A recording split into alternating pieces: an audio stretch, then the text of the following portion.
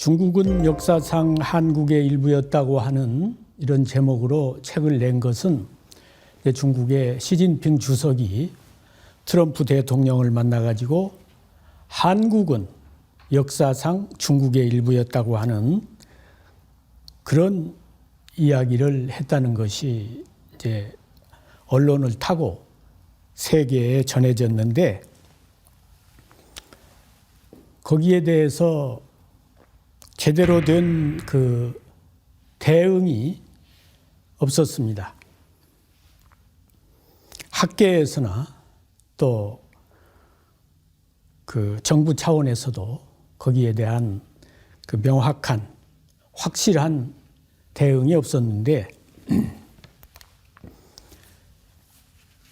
그것은 우리의 국격이나 또 그 어떤 민족의 명분과 관련된 것이기 때문에 최소한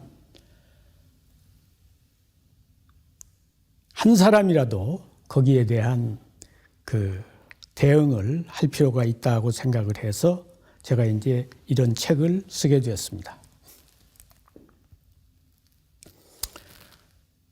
근데 예를 들어서 이 지금 현대의 중국의 판도를 만든 것은 여진족이 세운 청나라입니다. 지금은 중국을 대표하는 것이 한족으로 되어 있는데, 불과 100여 년 전만 하더라도 여진족이 세운 청나라가 중국을 대표했어요. 그리고 오늘의 이 거대한 중국의 판도를 만든 것이 바로 청나라입니다.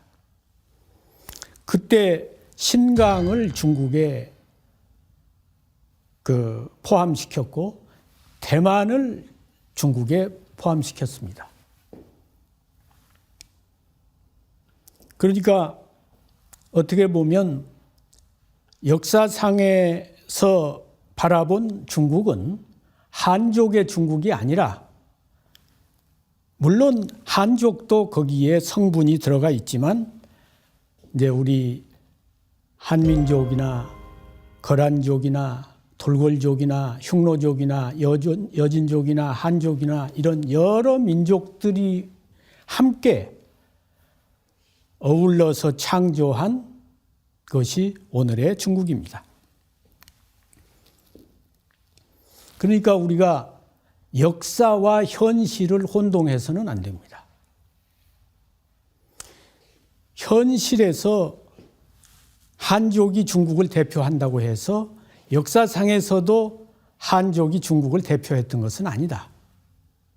또 이 대한민국이 현재는 이 압록강 남쪽의 소국으로 조그만한 나라로 이렇게 되어 있지만, 역사상에서의 한국은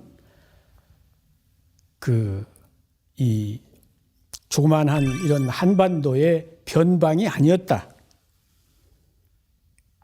그런데 이제 중국에서 동북공정을 통해서 그 동북방의 역사가, 예를 들어서 고구려, 고조선, 부여 이런 나라들이 동북방에 있던 나라들인데, 동이족이 세운 국가들인데, 그런 나라들이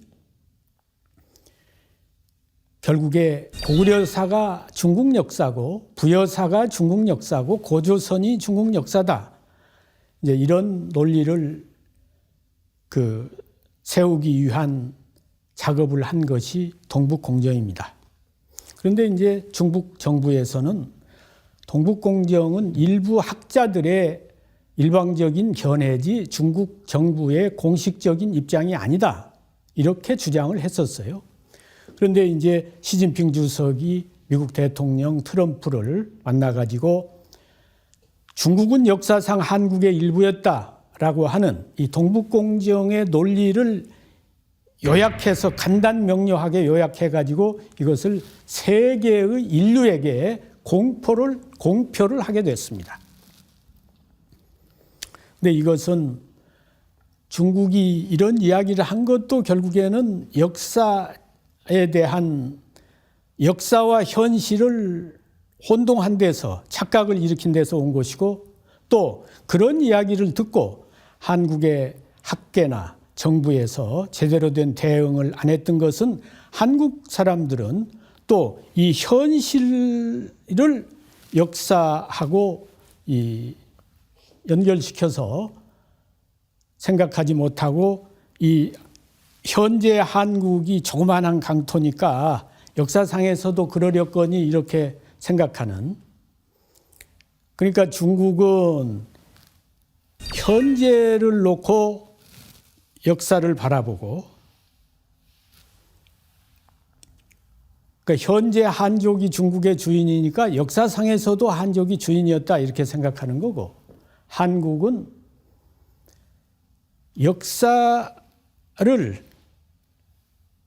역사상에서는 이 한민족이 지금과 같은 이런 초라한 변방민족이 아니었는데 현실에서 한반도의 압록강 남쪽에 있다 보니까 역사도 그러려니 생각하는 겁니다. 그러니까 그런 잘못된 인식을, 한국과 중국의 잘못된 인식을 일깨우기 위해서 이 책을 쓰게 됐습니다.